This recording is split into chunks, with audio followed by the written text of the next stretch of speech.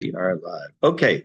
First, two things we have to start with. Number one, Vayehudim Hayta Orah B'Simcha B'Sason Bikar.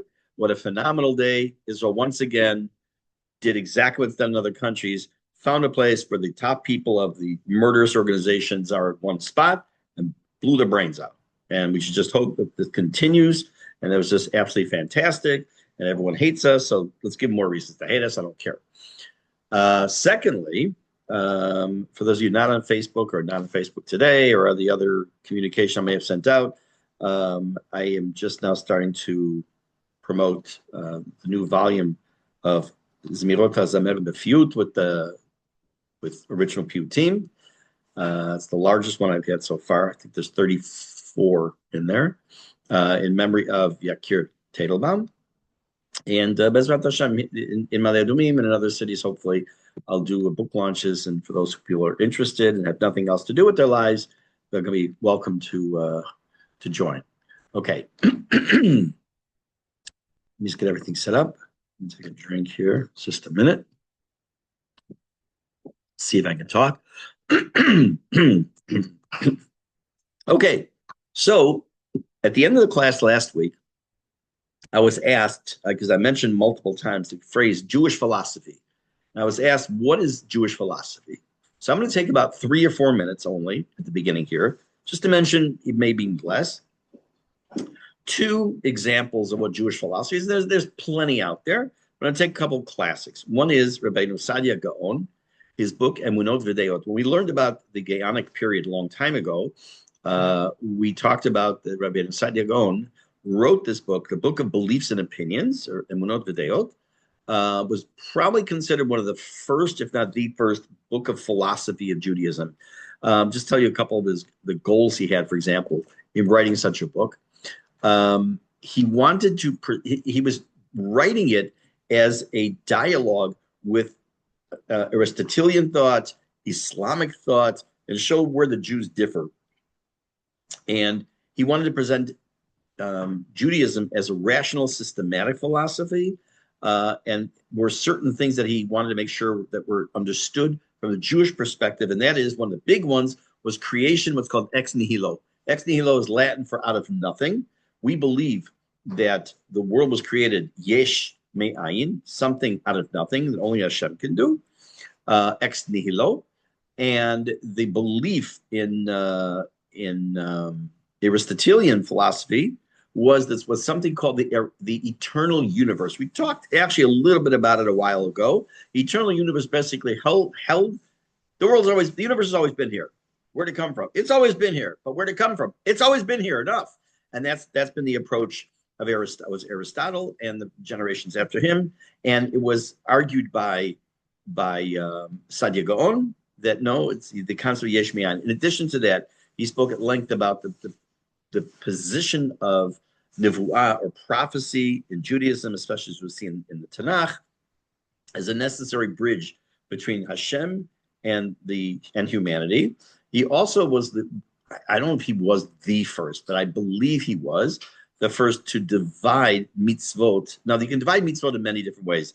You can't and you can, mitzvot taseh and lo taseh, mitzvot ben adam lechavero, ben adam lemakom, between mitzvot that are between man and man, or man and God. There's plenty of different ways to divide them. But one of the other ways is called mitzvot sichliot and mitzvot shmamiyot. Mitzvot that are, you can reason, you can understand why you shouldn't have to, why you can't steal, and why you can't kill, and why you can't commit adultery, why you can't, whatever it might be, or get good klita in our neighborhood sometimes. And the others are commandments that are what do you call revelation commandments that we won't necessarily understand. And in most cases, we won't understand. And there are reasons by Hashem why we have such mitzvot. Many of the mitzvot sichliot also, most normal civilizations will have such mitzvot, or not commandments, but as far as law, right? Like no killing, no stealing, no murder, etc. So, but when he ensconced it in the Jewish approach. The other massive area of philosophy, Jewish philosophy, is Rambam. Now, Rambam also, when we talked about him also months ago, we saw that he was heavily influenced by Aristotle, and he was Aristo, and he mentions it a number of times in the Rambam. But he wrote the 2 main things he wrote, which are philosophical, were the Moreh Nevuchim, the Guide for the Perplexed, and then a specific section of the Mishnah Torah. He brings philosophy in a number of places, but specifically in Yesodei HaTorah, the early part of the Rambam, and in Hilchot Tshuva, he talks about some of his own philosophical approaches, one of which I'll give you two examples. God is non-corporeal, meaning there is no concept of any physicality whatsoever of God. And he adds to that any statement in Tanakh that of God's hand, God's angry, God's sad, whatever it might be, are all anthropomorphisms and are metaphors. The other area, which is very much in tune with the Rambam that he has taught us, is what's called the Shvil HaZahav, or the golden average, or golden mean, the middle path. He's very much into, you shouldn't be too much this way or too much that way. You have to find a balance in life somewhere down the middle. And in addition to that, one of the other things he mentioned was the purpose of mitzvot.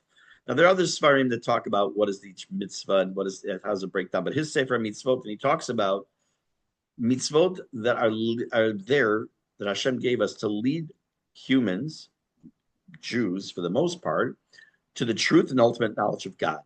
It's not to be done as robotic. It's not to be done just because God says so, which we just talked about that concept the other night in a different class in Mishlei.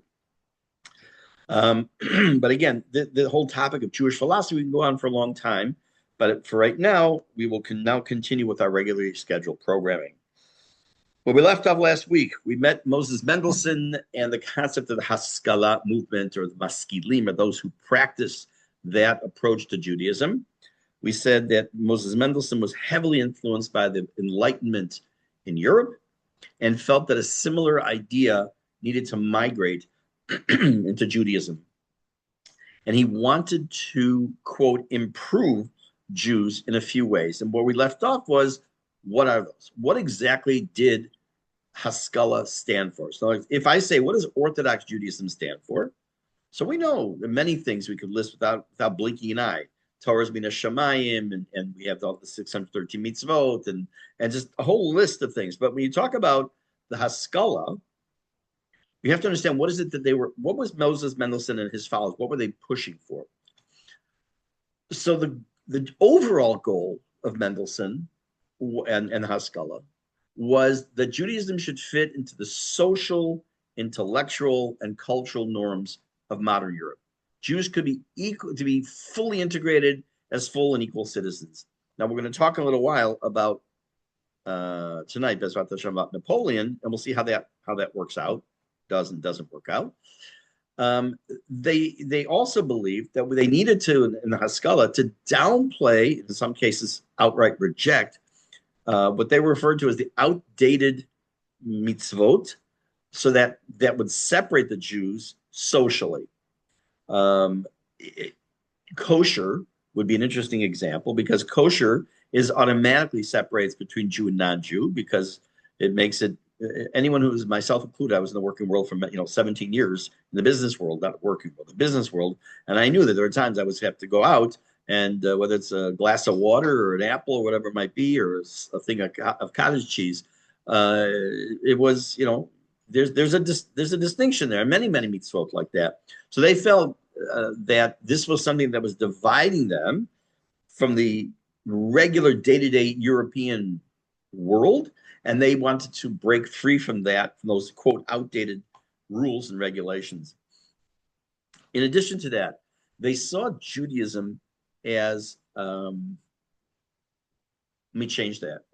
Instead of seeing Judaism as a people waiting a national restoration to the land of Israel, now I'm put a parentheses here, we're in the late 1700s.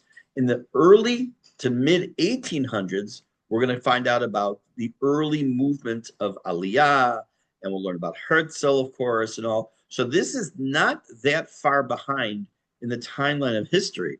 So instead of seeing the Jews as a people who yearn for the land of Israel, who sought out the land of Israel, they wanted instead to look at Judaism as a religion of universal ethics, morality. Doesn't mean it has to be tied to any particular land, as long as you're a good person. We're going to expand on that in a few minutes.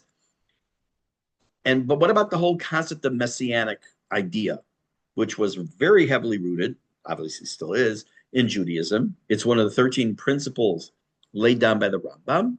So it was reinterpreted by the Maskilim. Again, the Maskilim are those who are practicing, in quotes, the idea of Haskala. It was reinterpreted. The Messianic concept was reinterpreted to mean a concept of universal peace and justice, but not a literal return to Jerusalem, not the rebuilding of the Beit HaMikdash.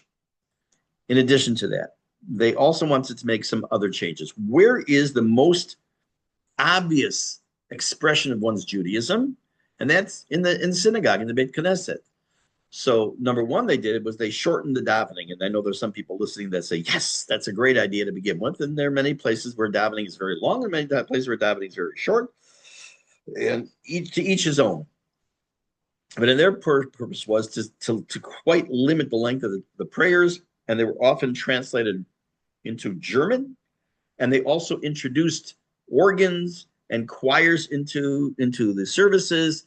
And many of the ritual elements of davening were discarded. Now, if in the back of your heads you're saying, gosh, this sounds a little bit like what's Reform Judaism, we're going to get to that in a moment. Because this really is, as I mentioned last time, is the foundation for the birth of the Reform movement. But again, practices like kashrut, traditional dress, strict observance of Shabbat, those were either abandoned or reinterpreted as not so important. It also meant, even though it's not stated directly, that Torah is not necessarily divine. Because if they believed that Torah was divine and was in fact given to us by God, then it would also mean that we wouldn't be able to change that. At least the believing Jew, which Moses Mendelssohn was, for the most part, a believing Jew, and he felt he was doing something positive for Judaism. But it was redefined also. The theological approach in Haskala was that Torah was not divine. It was not something binding for all generations. Not this week, but next week we're going to read Atan Nitzavim Hayom Kulchem, that all of you are standing here today. We are understanding that there and also by Har Sinai, that all future generations had a part in the revelation of Hashem to give us the Torah. But instead of seeing the Torah as divine, but it's something rather that evolved over centuries based on Jewish genius, and therefore, if it was human, was subject to change. Why is it that immediately after the ratification of the Constitution of the United States, all of a sudden they have 10 amendments? It was called, of course, the Bill of Rights. Because the Constitution was man-made, and there were things that were not originally in the original document that had to be, we have to do this, you have to do this. And even though the Bill of Rights was the Bill of Rights, it didn't give everyone equal rights, obviously. We know that. I'm going to read a sentence I came across when I was preparing for class over these last few weeks. What was the religious, quote-unquote, religious goal of the Haskalah movement? And by definition, by extension, now the Reform movement. Reform movement sought to transform Judaism from a traditional national religious system centered on halakha and peoplehood into a universal, ethical monotheism compatible with modern Europe. That last few words is the most critical part. They're looking to be kechol hagoyim. They want to be like all other nations. We know that we get ourselves in trouble when we decide we want to be like other nations. In the beginning of Sefer Shmuel, when Bnei Israel turned to Shmuel, Samuel, and they asked him, we want a king. They wanted a king, kechol hagoyim. They looked around the other countries. They said, we want a king. And like all the other countries, we want to be like them. And that led to, if you're familiar with Sefer Shmuel, it led to lots and lots of problems eventually. But that's not for tonight. But this is exactly the idea here. We want to be, meaning at this time period of Haskalah, as it starts to morph into Reform Judaism. By the way, it's not reformed, it's reform, because they always believe it's, because reformed means it's been changed, it's been reformed. Their belief is you can always reform. There's always something you can change, to delete or edit, so to speak. The goal of this movement, again, the Haskalah and then the Reform movement, was to, I guess for lack of a better word, polish the Jew, not Polish, to polish the Jew to be accepted into modern society. And the two key terms they used when discussing this topic was Bildung, which is cultivation, to become more, and Humanitat, which is humanism, which, if you're not familiar, there is a branch, in quotes, of Judaism called humanistic Judaism, where there's really no connection to God, which go figure what that even means. I think it's important to note at this point that about 40 years before this is happening, we had a book written that did not become popular until after he died, that we've talked about, and we learned about him, the Ramchal, Moshe Chaim Luzzatto, who wrote the book Mesilat Yesharim. And this idea of, you know what, it's important to be a good person. The mitzvot are secondary. The most important thing is to just be a good person. So I've heard many times of people who are no longer religious, or are not yet religious. What's the big deal? You think God cares if I shake a branch of a tree on Sukkot? You think he cares that I write 2 letters on Shabbat? But if I need to be good to my neighbors, I need to be good to my family, I need to just be a good person and I'll give charity. That idea is already dealt with in the beginning of Sefer Yesharim, of people who think it's just good, it's enough to be good.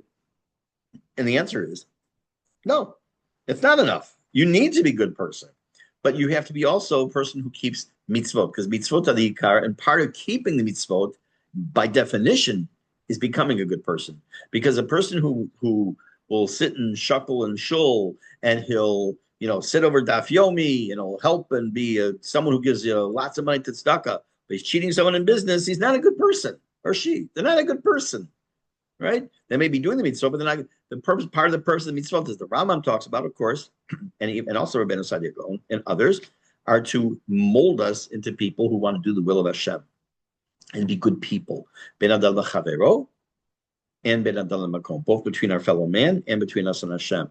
There were some cultural achievements of the Haskala movement. One had to do in the area of literature. When we do get eventually to Herzl, my guess is it's going to be a little after the Chagim. We will see how this time period actually influenced him, not about Israel, that we know, if you're familiar with anything with Israel, with Herzl, it had to do with the trial of Alfred Dreyfus. I'll put a parentheses here for a second. So when I was teaching in the United States, for a couple of years, I taught Jewish history to 7th grade and 8th grade kids in day school. And one of the jobs I had was on Friday to teach Jewish history. Now, I think I mentioned this before. When I was growing up, I hated history and I hated learning Navi. I grew up to then love them and teach them. And I didn't want to give them the same feeling, like, okay, it's all dates and places and names, like who really cares? So I came with this idea, I know I mentioned this probably somewhere along the way, that every week when I would teach, I came dressed up. I would dress up something to do with the topic I was teaching about, or something. There's one time I gave a class standing near the top of a ladder because it was about a certain person who was very tall, all kinds of weird stuff. But when I did the thing for Herzl, I came dressed up as Dreyfus. And if you don't know, is all in full regalia. So if you don't know who he is and all, we're going to get to the story. But the point is that who he became before he became the Theodor Herzl that we know, the Zionist, the father of modern Zionism, not religious Zionism, of course, who he was before that, is heavily influenced by this time period, which is why it's important also to know this background, that Hebrew literature was the change in the Haskala was this flowering of Hebrew literature. There were authors galore who composed Hebrew poetry, and they were modeled on classic styles of European literature. And it showed that the Jews could not only dress the part, act the part, and speak the part, but intellectually they could seamlessly move into European society. They also established a series of new schools in 1778, right near the latter part of the 18th century. One being the Free School in Berlin. It opened up, teaching both secular subjects and Torah subjects. And similar schools eventually spread to Galicia and then to Russia. You say, well, wait a minute. Oh, one second, one second, one second. That's what we have today too. What's so bad with that? Again, we go back to the early days of the movement. If it was just so they should have an education and be able to use these topics to help in their Torah education, that's great. But if the whole goal was to then make the Torah secondary and the secular subjects, that's the main thing, that's problematic. And that's what it was. For some people, that growth, that new type of school, that new type of literature, getting involved in the European society, for some it was a breath of fresh air after centuries of being in ghetto walls. And the truth is, when we step back for a minute, don't look at it through the eyes necessarily of a modern, I don't mean modern Orthodox, a modern, Orthodox Jew, but put yourself in their situation for a minute, right? You've been an oppressed people. You've been second, you're not even citizens of, for the most part, of any country you're living in. And at the same time, you're paying heavy taxes, and you're always, there's always something happening to Jews, which we know before you even started learning this class. And here you have an opportunity to be part of society and blend in and not stick out like a sore thumb. It probably was very attractive for many people. And it was, and still is, unfortunately. And we do know, of course, that there was rabbinic opposition to the growth of the Maskilim. The Vilna Gaon, which we talked about last week, the Vilna Gaon had pretty much excommunicated the entire group of people who were identified themselves as Maskilim. That was in 1772. And he saw Haskala as a threat to Judaism and on level with Shabtai Tzvi, what he was trying to promulgate, and Hasidut. Now, that doesn't surprise us. For those of us who learned and remember, we talked about the Vilna Gaon when it came to the birth of Hasidism, their Hasidut, that he saw that as a potential downfall of religious Jews. So he excommunicates those. Does it make a difference in the life of those people who are Maskilim? I'm sure it didn't make a hill of beans a difference. But for us, you know, for the people who were in the what's called the so-called Orthodox world, it did. Also, the Noda Yehuda, the Haskala Landau, he also warned against the call to reform Jewish education. Did not want to have any reform to the way it was. It's been working for centuries. There was a pamphlet that was written by someone who was Jewish called Divrei Shalom Ve'emet, who advocated secular studies alongside Torah studies with what seemed to be more of an emphasis on the secular studies, caused an uproar. And again, the Noda Yehuda was very much against it. There are many tshuvas and many examples. I'm not going to get into them tonight. If it's something you'd be interested in, just let me know. Send me a message. I'll be happy to send you some links to such information. But the fear was simple. Once Jews started to devote lots of time to secular knowledge and wisdom, they would neglect Torah. They would lose their Yirat Shamayim, their fear of heaven, and ultimately assimilate. And as we know, that fear was very well founded. Let's just jump to today. In the United States, in the reform world, there are some levels in some cities where intermarriage is over 70%. You know, years ago, they say it's about 50%. It's closing in on 70%. That is complete hitbolalut, or assimilation.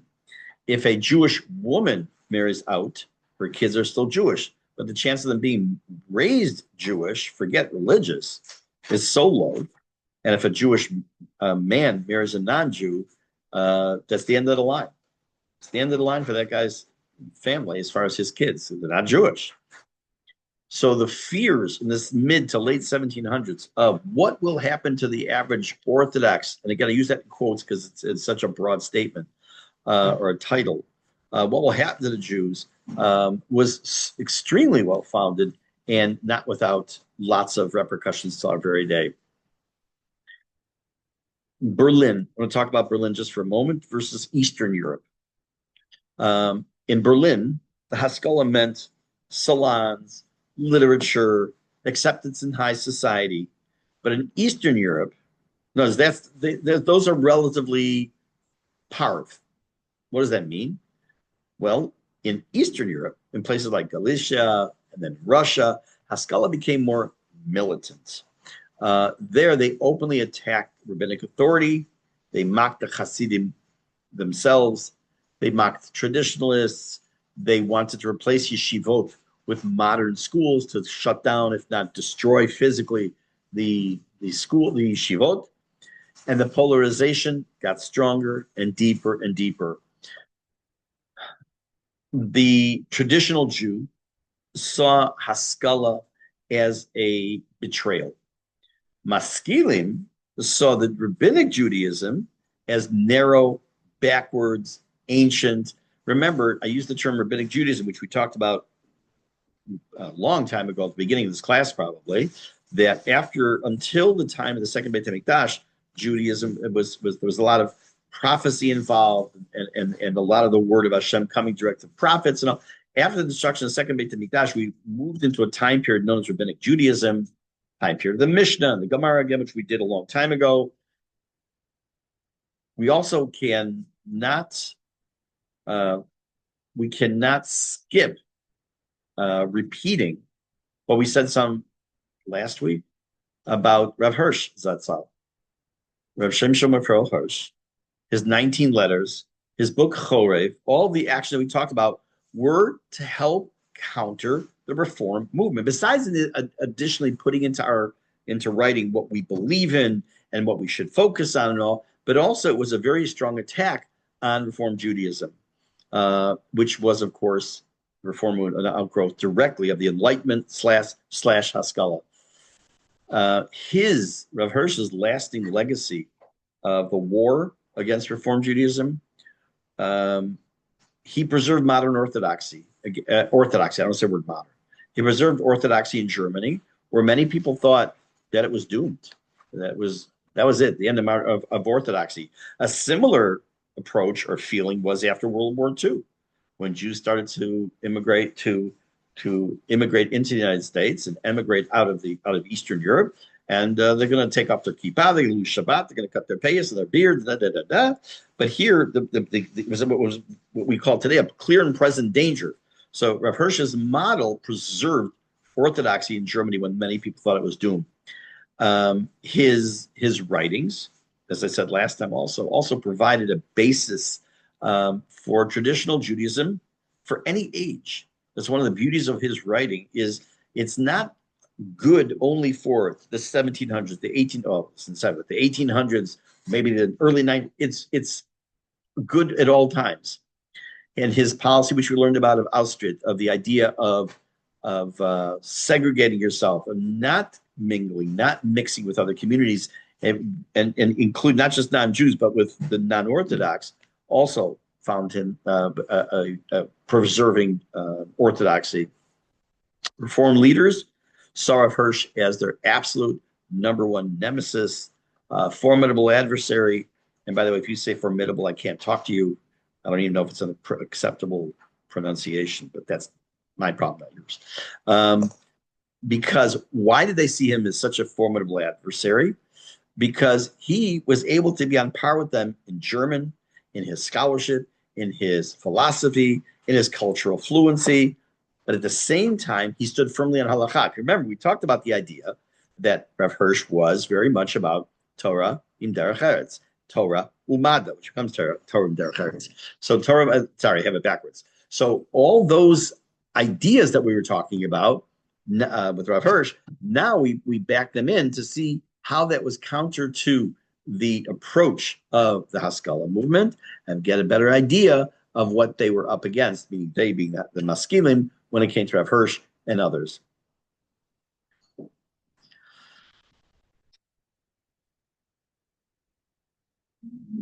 Rabbinic leaders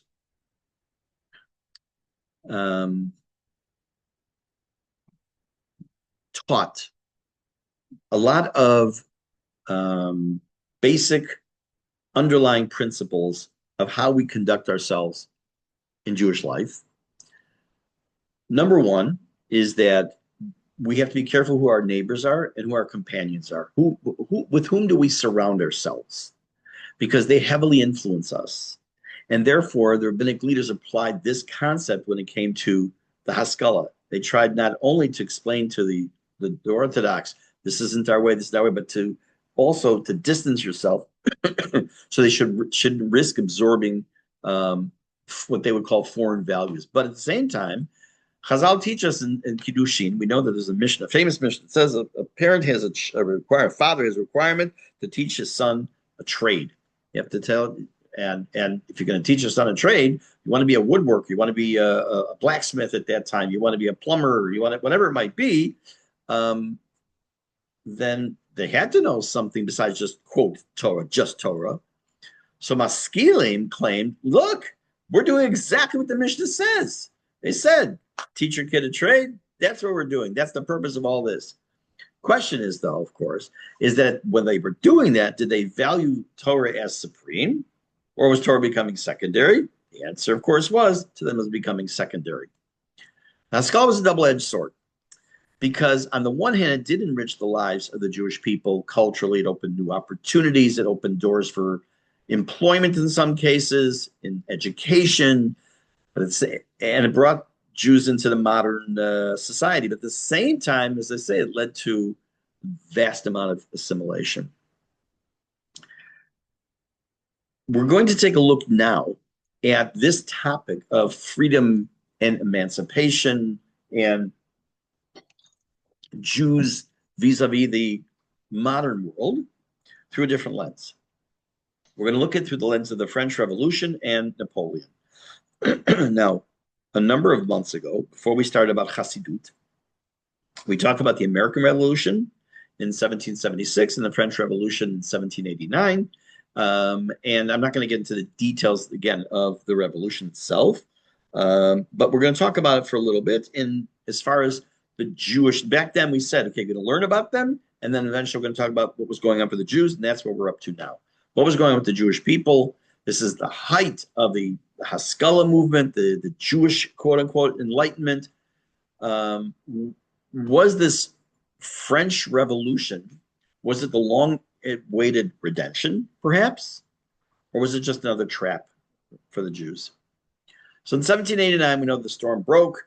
The French Revolution sweeps away all the old regime and proclaims liberté, égalité, fraternité, liberty, equality, and brotherhood becomes their calling card.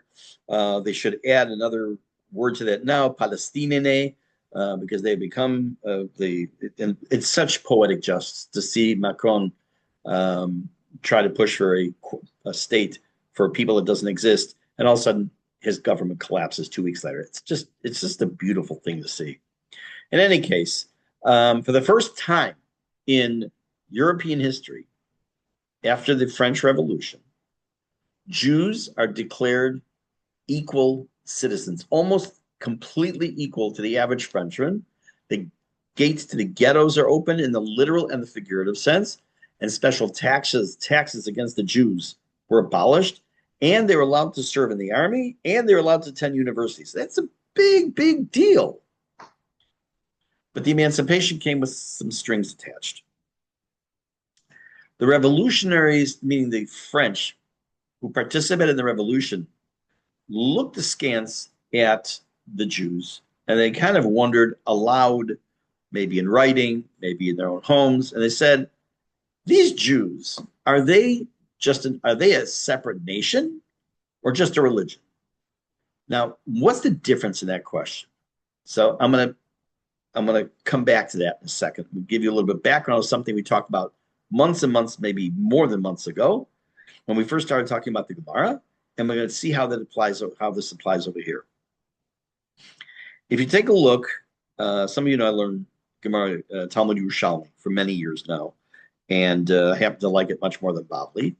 But there are two different Talmuds that we know that grew, one in Bavel in Babylonia, modern day Iraq, the other one in Israel, mostly in Tiberia area. It's called the Talmud Yerushalmi because of the in deference to Jerusalem.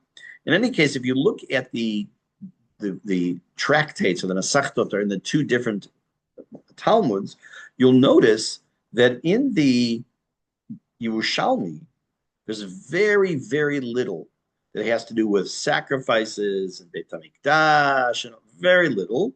and it's heavily in Bavli, in the Babylonian Talmud. Among the reasons, there's one opinion that says there were, of course, there was, it just was lost, and we don't have any record of it. Another opinion is that they were afraid. They were afraid in Israel to promulgate a Talmud that would talk about a temple, that would talk about sacrifices and all, because remember, we were not a sovereign country. We were under, whether it was Rome or whoever it was, the conqueror of the day, that if we had such writing, it would be seen as, well, we're loyal subjects, but hey, we're looking to have our own little fiefdom here. And therefore it was felt that they had to be kept out. That's another opinion. So now coming back to here, when they're asking, the revolutionists are asking, are they a separate nation or are they a religion? They're really asking, are they with us or against us? Because if they're just a religion, fine. So there's Catholics and Christians, and by this point, of course, it's 1,000 years of Muslims. It's 1,000 years too much, and Jews are just not a religion. But if they're a separate nation, it's problematic. And by the way, this isn't modern. This isn't going, and this is nothing to do with the French Revolution. Not even the Talmud Bavli Yerushalmi question I asked before. It goes right back to Sefer Shemot. What was one of the fears that Paro had at the beginning of Sefer Shemot, Parashat Shemot? He says, maybe another nation will attack us, and these people, these Jews, will rise up and go against us. They saw them as a separate entity and obviously not citizens of the country. So this is nothing new. And this question, are they seen as a separate nation or are they seen as a separate, just a religion, is something, this question will shape the next 200 years approximately of Jewish history. What was the promise of the French Revolution? The National Assembly debated the idea of emancipation of Jews very fiercely. And I can guarantee you, I've never read this, never seen it, didn't even look into it, but I can guarantee you without even a blink of an eye that there's no other people, there was no other minority in France where the National Assembly debated about the emancipation of that group. Only the Jews. There's no question in my mind. Some of the deputies of the National Assembly argued that Jews are clannish. They're loyal only to themselves. And what do we want to give them emancipation for? The more freedom you give, the more problems they may cause us. Others said, wait a minute, hold on.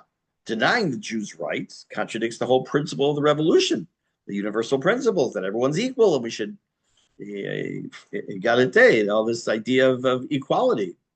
So in 1791, France officially grants full citizenship to the Jews. For the first time, Jews could be Frenchmen. I don't know why they want to be, but in any case, Frenchmen of equal standing, at least in theory. There were some strong challenges. Among them, the identity of Jews. Were the Jews French citizens who practiced Judaism? Or are they distinct people with national aspirations? In other words, they're asking themselves the same question. Wait a minute, who are we now? Are we French? Or are we Jews who happen to be French citizens and we still aspire to our own country? We aspire to X. Halachically, there was a problem, and that was that Jews were allowed to serve in the army, but in some cases they would be required to serve in the army. How could they do that? If they had to break Shabbat, they had to eat treif. And in the community itself, the state demanded that the Jews dissolve their autonomous kehilot and just become individual citizens. We briefly talked about this a long time ago, that the Jews in many European cities were self-governing, and sometimes along with, they had go-betweens between the community and the government for what has to do taxes or anything else that may have come up. What about the rabbinic response in this case? This whole idea of the freedom of the Jew now in France. Many French rabbis wanted to prove their loyalty to the French government, and they wanted to make accommodations. Some even permitted the Jews to shave their beard, to dress a little bit more modern. But there were other voices, specifically one whose name we have spoken about in the past. This is why we learned about all these people before. The Chatam Sofer, or the Chassam Sofer from Pressburg, who he's known as the big. He was 1762 to I have it written down until 1839, so he is right there in the heart of the Haskala movement and in the time period of the French Revolution and beyond. And he is the one who makes this famous statement, which you've said before, and I'll say it again: Chadash asur min haTorah. It's a play on words that new grain before Pesach would not be permitted to be used until after Pesach, when it's called Yashan or Yashan. And it's Chadash. This new grain is asur min haTorah, is prohibited at a biblical level, but he uses it as a play on words. Chadash, things that are these innovations that go beyond halacha, is forbidden from the Torah. And we discussed this weeks ago, maybe months ago also.